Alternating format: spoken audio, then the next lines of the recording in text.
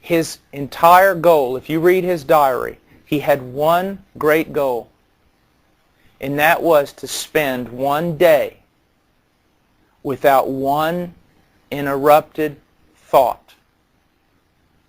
He wanted to spend every energy of thinking upon just Christ, to meditate upon Christ one day without one interrupted thought. That was his goal. And Frank Lombok taught the entire Philippines how to read so that they could read the Bible. He taught an entire nation to read. This man who was so heavenly minded, he was no earthly good. He was heavenly minded, and because of it, he was earthly good. Christ was heavenly minded, therefore he was earthly good. We are called, Colossians 3, to do the same thing. Set our mind on things above, not on things on this earth. And you will be earthly good. Now, Matthew Henry writes, "There is always joy in heaven. God rejoiceth in all his works, but particularly in the works of his grace. He rejoiced to do good to penitent sinners with his whole heart and his whole soul." Again, it's not a miserly thing. It's not, oh, I made a covenant in eternity, therefore I have to keep this promise even though I wish I hadn't made it. No. He rejoices to do good to them with his whole heart and his whole soul. He rejoiceth not only in the conversion of churches and nations, but even over one sinner that repents, though but one. I'll never forget, we were going to have this big meeting at the University of Texas. This was years ago, and I was a brand new Christian.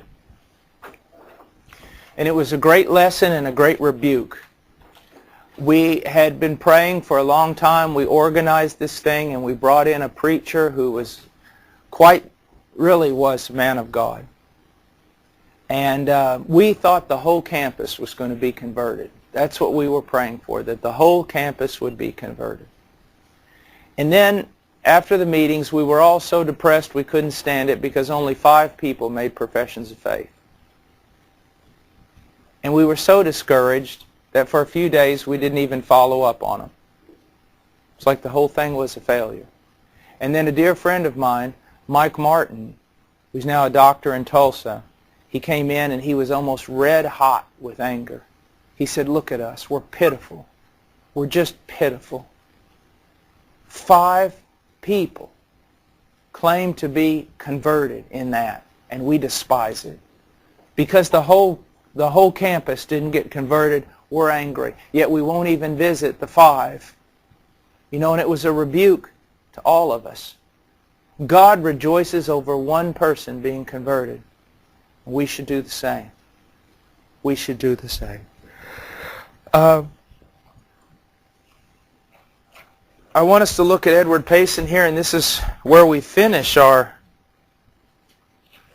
this part of our study. And what I'm going to do is today I'm going to make sure that I have the notes, start printing the notes for the rest of all of this.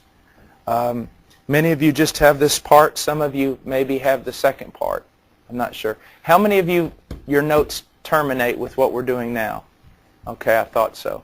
Well, I've got hundreds of more pages so that we can use. So I'll start putting that out today.